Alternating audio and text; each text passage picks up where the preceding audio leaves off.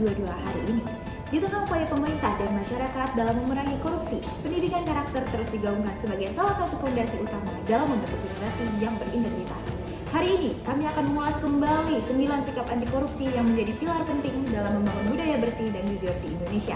9 sikap anti korupsi yang digaungkan oleh Komisi Pemberantasan Korupsi atau KPK bukan sekedar slogan, melainkan nilai-nilai yang harus tertanam kuat sejak dini, baik di lingkungan sekolah, tempat kerja, maupun masyarakat luas. Kesembilan sikap tersebut meliputi jujur, peduli, mandiri, disiplin, tanggung jawab, kerja keras, sederhana, berani, dan adil. Pemirsa, salah satu fondasi utama dalam membentuk budaya anti korupsi adalah kejujuran. Tanpa sikap jujur, setiap upaya pemberantasan korupsi akan sulit terlaksana, karena kejujuran adalah akar dari integritas. Lalu, bagaimana sikap jujur ini mulai ditanamkan dan dibiasakan terutama di kalangan generasi muda? Rekan kami, Raden Daryl yang akan melaporkan bagaimana penerapan nilai kejujuran sebagai bagian dari pendidikan anti korupsi. Silakan Daryl.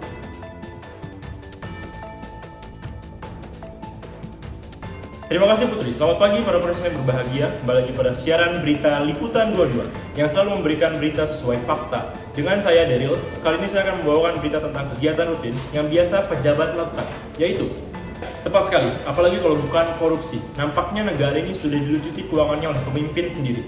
Baik, tanpa berlama-lama lagi, mari kita saksikan liputan berikut ini.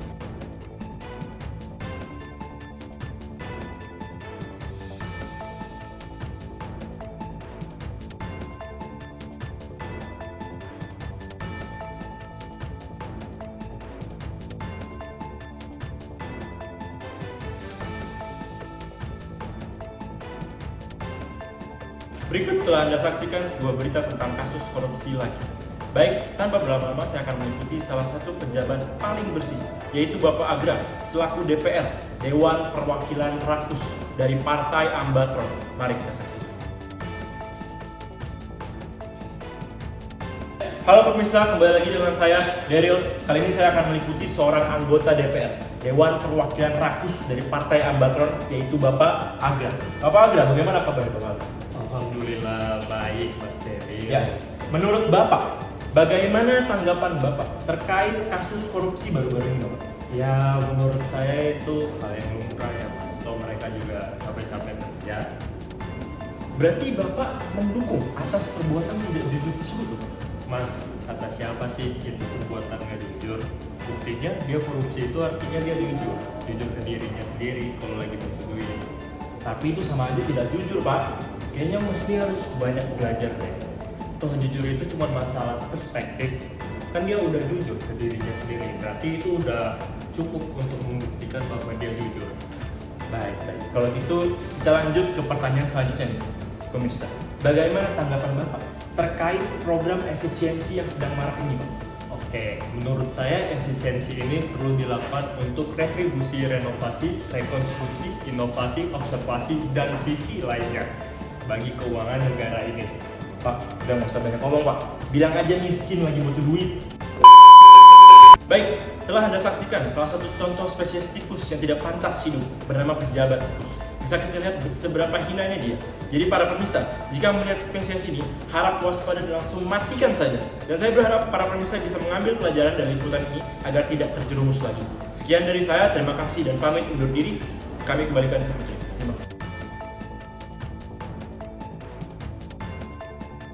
Beranjak ke berita selanjutnya, di tengah maraknya kasus korupsi, sikap peduli menjadi salah satu kunci penting dalam membangun budaya anti korupsi. Peduli berarti tidak diam saat melihat ketidakjujuran dan berani mengambil peran untuk menciptakan lingkungan yang bersih dan transparan. Lalu, seperti apa penerapan sikap peduli ini di tengah masyarakat?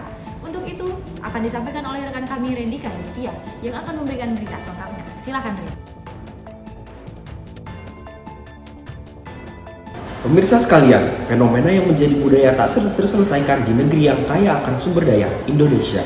Mengapa begitu banyaknya masih kekurangan? Jawabannya tidak selalu karena bencana alam.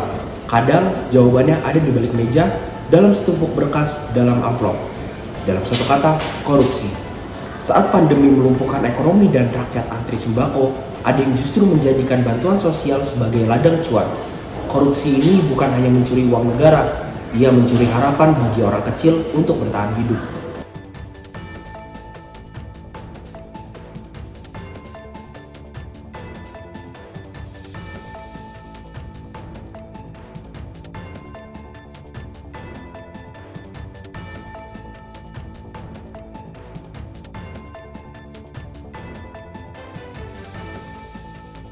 Dan ketika dana pendidikan dipotong, anak-anak kehilangan buku, guru tak dibayar, dan sekolah jadi ambruk.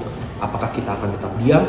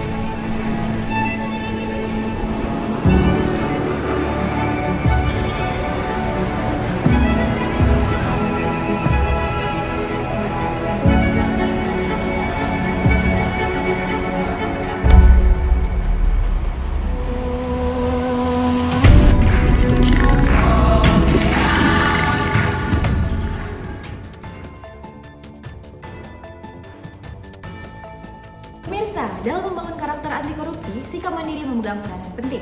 Sikap mandiri mengajarkan kita untuk tidak bergantung pada cara-cara instan atau bantuan yang melanggar aturan, serta mampu mengambil keputusan yang benar meski tanpa pengawasan. Lalu, bagaimana sikap mandiri ini dibentuk di kalangan masyarakat Indonesia? Untuk menjawabnya, kita akan simak laporan dari rekan kami, Dava, yang menyampaikan langsung terkait penerapan nilai kemandirian. Silahkan, Dava. Baik, terima kasih Putri. Saya JK Ardian akan membacakan berita berikutnya. Kasus praktek korupsi di berbagai lini kehidupan masih saja terjadi. Tak sedikit pun anak muda yang tergoda untuk mencari jalan pintas yang sama. Namun, ada satu nilai penting yang dapat menjadi benteng kokoh, yaitu kemandirian.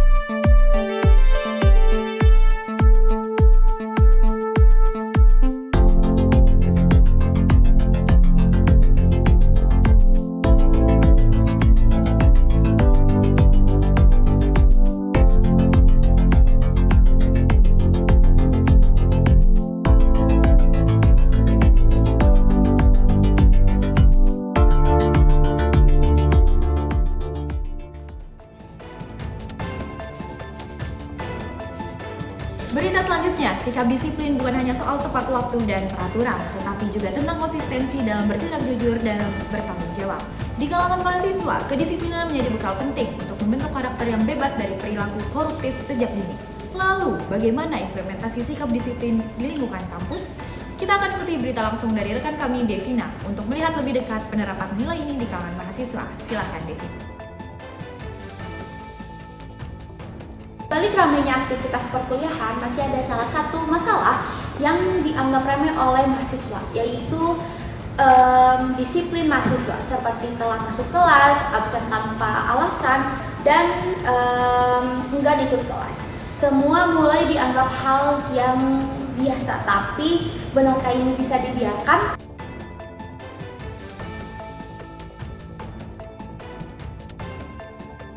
Masuk kelas pukul 8, tapi mahasiswa baru datang pukul 8.30. Di sisi lain, ada yang bahkan memilih tidur kembali di kosan meski kelas sudah dimulai secara daring. Disiplin sebagai mahasiswa bukan sekedar soal hadir, tapi cerminan karakter dan kesiapan menghadapi dunia kerja nantinya.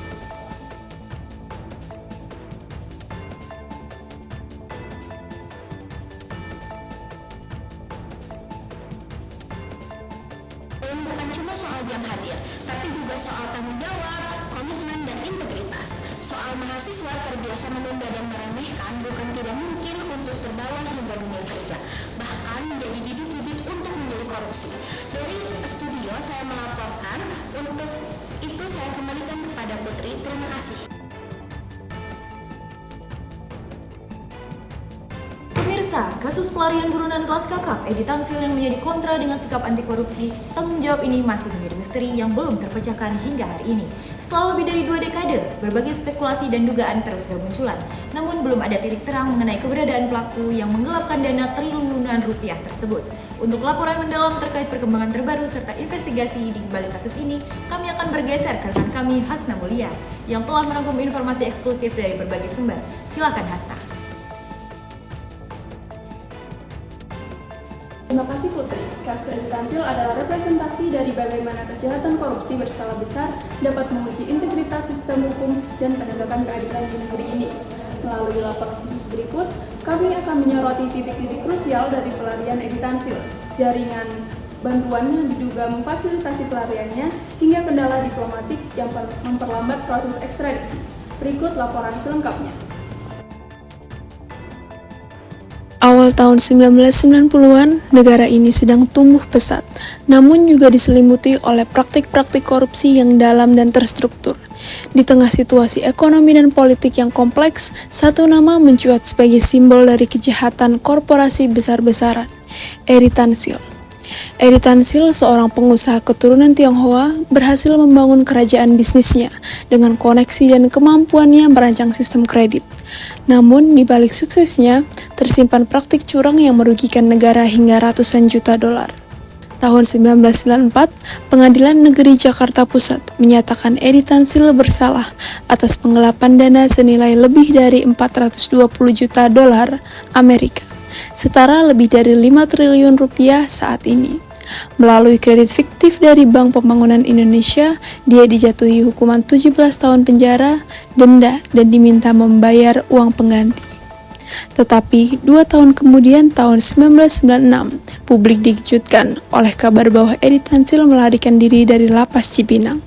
Pelariannya diduga melibatkan jaringan internal, petugas lapas yang menerima suap, dan bahkan bantuan dari luar negeri. Kasus Edi Tansil adalah pengingat keras bagi bangsa ini bahwa korupsi bukan hanya soal uang yang hilang, tetapi tentang hancurnya kepercayaan publik, rusaknya institusi, dan luka panjang bagi sistem hukum.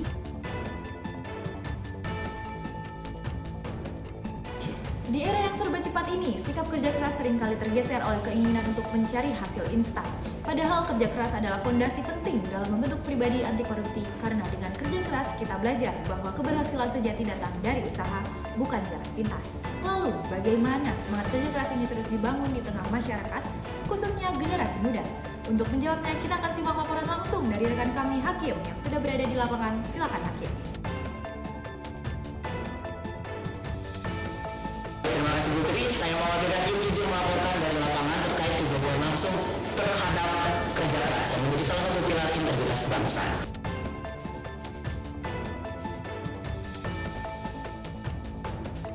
Di tengah maraknya kasus korupsi, kerja keras menjadi tameng moral yang makin relevan. Ini bukan sekadar soal fisik, melainkan juga komitmen pada proses yang jujur dan juga bersih. Kami tahu jalan cepat itu ada, tapi kami belajar sungguh-sungguh karena hasilnya akan lebih memuaskan.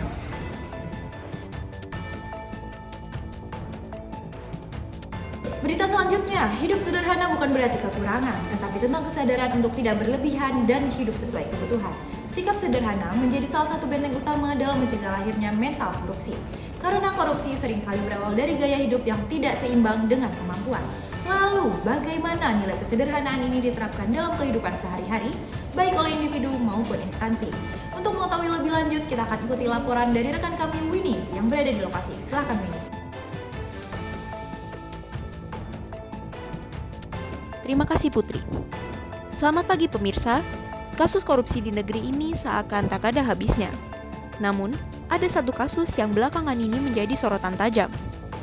Bukan hanya karena nilai kerugian negaranya, tapi juga karena gaya hidup mewah yang dipamerkan oleh para pelakunya. Kita berbicara tentang kasus korupsi yang melibatkan mantan pejabat Ditjen Pajak Rafael Alun Trisambodo.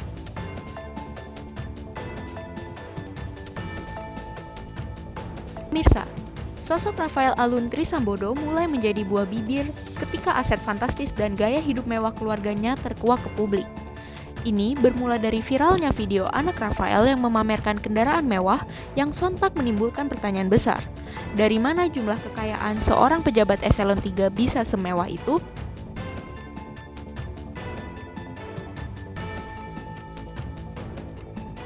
Gaya hidup yang jauh dari kesan sederhana ini kemudian menjadi pintu masuk bagi Komisi Pemberantasan Korupsi atau KPK untuk mendalami dugaan tindak pidana korupsi yang melibatkan Rafael Alun. Hasilnya, Rafael Alun telah ditetapkan sebagai tersangka dalam kasus dugaan gratifikasi dan tindak pidana pencucian uang, dan ini adalah bukti nyata bagaimana perilaku tidak sederhana dan pamer kekayaan dapat menjadi indikasi awal adanya penyimpangan.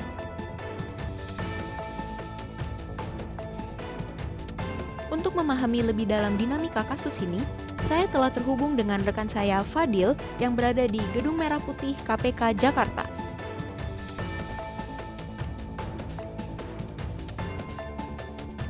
Selamat pagi Fadil, bisa Anda jelaskan bagaimana gaya hidup mewah Rafael Alun dan keluarganya ini begitu menohok dan menjadi pintu masuk penyelidikan kasus korupsinya?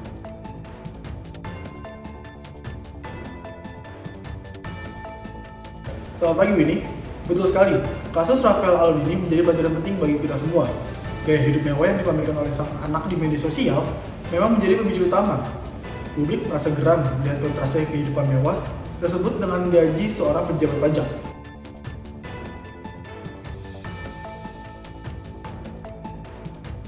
Kecurigaan ini kemudian ditindaklanjuti oleh KPK dan terbukti ada ketidaksesuaian antara profil kekayaan Rafael Alun dengan pendapatannya sebagai PNS.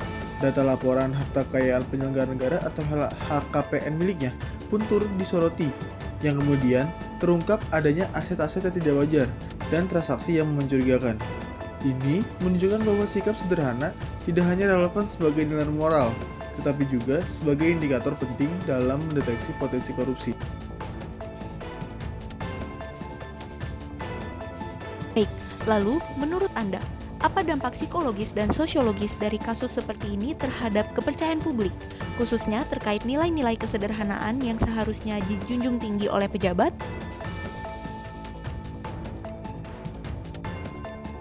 Dampaknya sangat besar ini. Secara psikologis, masyarakat merasa dikhianati. Ketika mereka berjuang memenuhi kebutuhan hidup, ada pejabat yang justru pamer kemewahan dari uang yang diduga hasil korupsi. Ini menimbulkan sinisme dan juga rasa frustasi.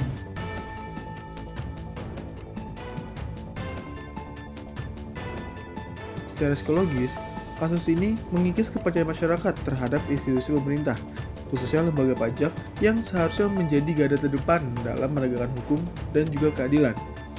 Pesan yang tersampaikan adalah kesederhanaan hanyalah jargon, sementara praktik hedonisme dan korupsi masih merajalela. Oleh karena itu, penanganan kasus ini secara tuntas sangatlah penting untuk menggambarkan kepercayaan publik dan menegaskan bahwa gaya hidup sederhana adalah keharusan, bukan pilihan para abdi negara.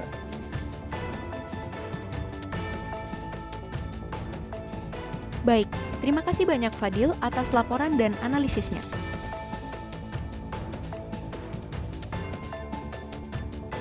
Sama-sama ini saya kembali berada di sini. Terima kasih.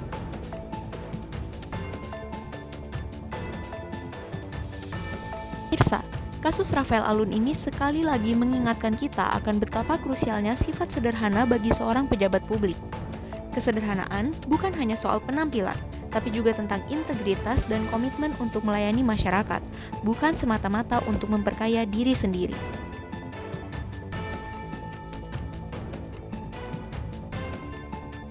Ketika seorang pejabat memamerkan kemewahan yang tidak sesuai dengan profil pendapatannya, hal ini bisa menjadi pemicu kecurigaan publik dan mengikis kepercayaan terhadap institusi negara.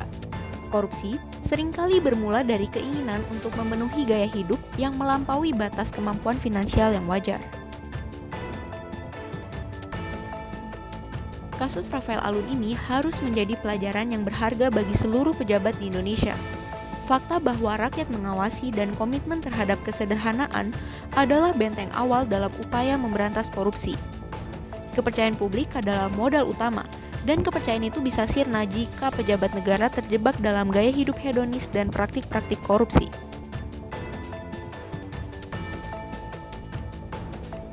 Demikian laporan kami mengenai kasus Rafael Alun Trisambodo. Mari kita terus mengawal setiap proses hukum dan menuntut akuntabilitas penuh dari para abdi negara. Saya, Winnie Kirana, pamit undur diri. Selamat pagi dan saya kembalikan ke Putri. Dalam upaya pemberantasan korupsi, dibutuhkan keberanian, berani berkata benar, berani menolak godaan, dan berani melawan ketidakjujuran, meski harus berhadapan dengan tekanan. Sikap berani ini menjadi pilar penting dalam membentuk generasi yang berintegritas dan tangguh terhadap praktik-praktik menyimpang. Lalu, seperti apa sikap berani ini ditumbuhkan di tengah masyarakat? Untuk informasi selengkapnya, kita akan simak laporan langsung dari rekan kami, Syahda, yang telah berada di lokasi. Silakan Syahda.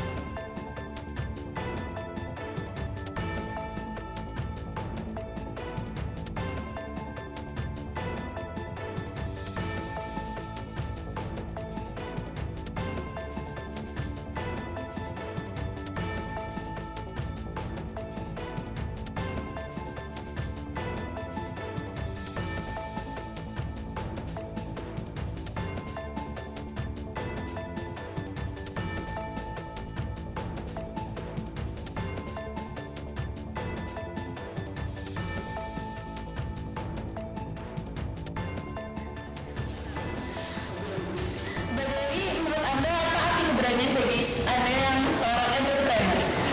Bagi saya, dunia startup itu penuh banget ketidakpastian. Ada saatnya ide kita ditolak, produk gagal atau bahkan kita bangkrut. Tapi keberanian itu yang bikin kita terus mencoba, terus berinovasi, berani mengambil resiko, berani menghadapi kegagalan, dan berani untuk memulai lagi dari nol. Tanpa keberanian, nggak akan ada inovasi. Dulu saya sudah bangun banyak sekali usaha, dari pariwisata hingga F&B, namun gagal untuk semuanya. Tapi saya yakin kalau tidak ada yang tidak mungkin. Kuncinya berani gagal itu baik.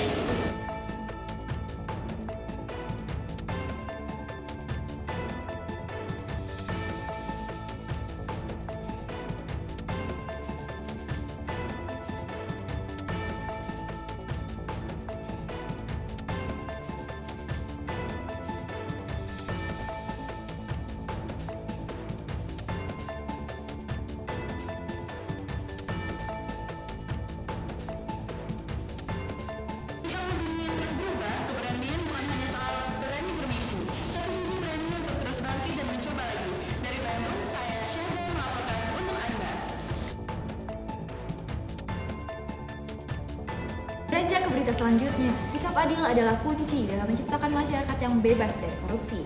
Bersikap adil berarti memperlakukan setiap orang tanpa belas kasih, serta mengambil keputusan berdasarkan kebenaran, bukan kepentingan.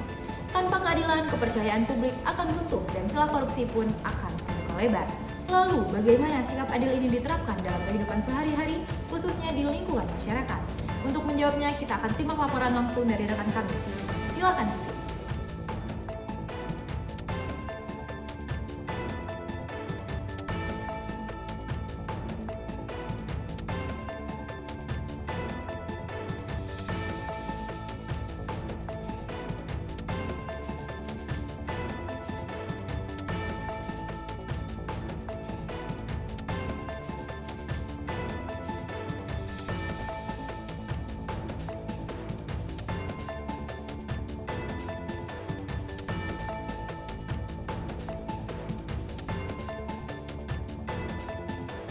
Komisaris Utama PT Sritex Tbk, Iwan Setiawan Lukmito ditetapkan sebagai tersangka kasus dugaan korupsi kredit bank.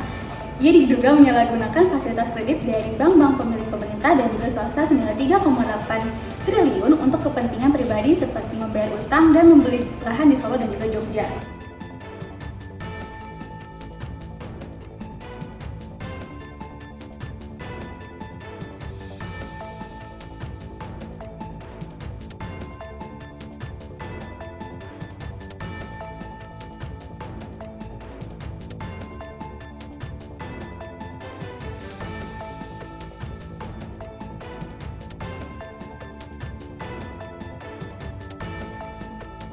Dua pejabat bank lain juga terjadi tersangka, yaitu Zainuddin Apa dari Dirut Bank DKI 2020 dan juga Diki Syahbadinata, pemimpin divisi komersial Bank BJB 2020, karena memberikan kredit tanpa analisis dan juga prosedur yang sesuai.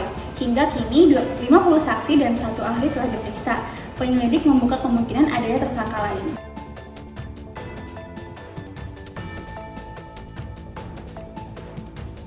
PT Sritex dinyatakan pilot oleh Pengadilan Niaga Semarang pada 21 Oktober 2024 karena gagal bayar utang sebesar 32,6 triliun.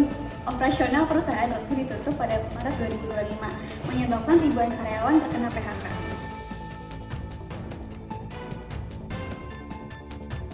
Baik pemirsa, inilah Extra News hari ini. Peredaran narkoba hingga kini masih menjadi ancaman serius bagi masyarakat, terutama generasi muda.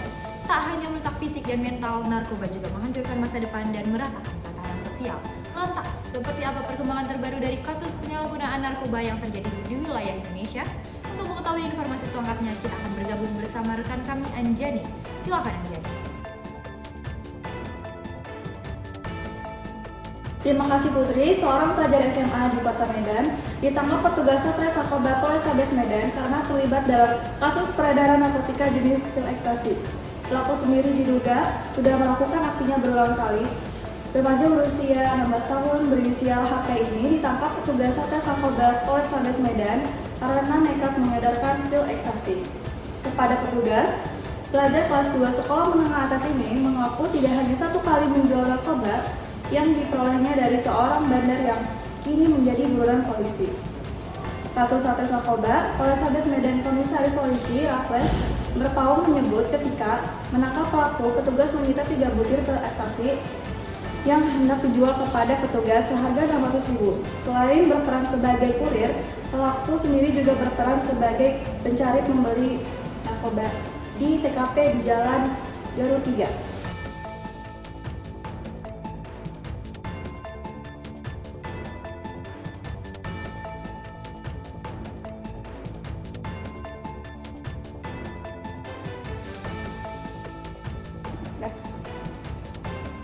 Saya minta maaf, saya menyesal telah melakukan tindakan yang di luar norma pelajar dan saya siap dihukum sesuai dengan apa yang saya lakukan.